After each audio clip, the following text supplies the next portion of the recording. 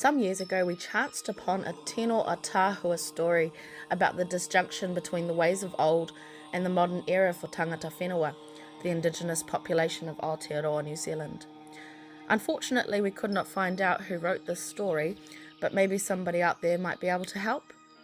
This is a short story, but a bit longer than the fleeting half-minute reels that saturate social media these days. So grab yourself a cup of tea and make yourself comfortable. Nau mai, haere mai, come join us for story time. This is the tale of Turi and the Tohunga, author unknown, read by Te Kaha o Io. Once there was a Tohunga, an old priest taught in the ways of the old whare wānanga. His house sat amongst the native bush which blanketed the hills, rising above a small seaside village. The Tohunga had had a long life filled with magic and knowledge of the universe, of constellations, sea navigation, natural phenomena, trees, plants, and medicines. These were the special gifts handed down to him through a long line of Tohunga schooled in the same way. But those times had passed, and so had that type of education. People from the village didn't visit the old Tohunga or ask for guidance anymore. They no longer came to ask for advice, for medicines, fishing, or weather advice.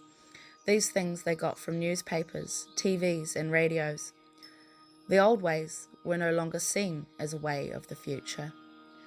And so, in the years that followed, the changes to the small community continued to progress.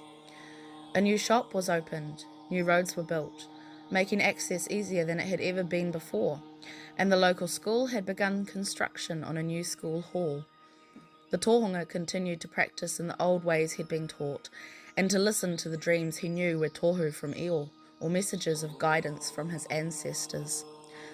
Sometimes the Tohunga came down to the village to get fish or to visit the new shop where he could buy the things he needed.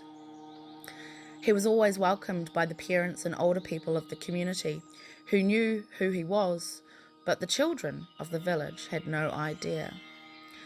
Some of the children laughed at the way the old man walked and muttered to himself. They made up a game they called Old Man Rorirori and chased each other with their arms outstretched. One morning, Turi, a young boy, was playing the Rorirori game with his cousins outside the shop. They had seen the old man buying bread.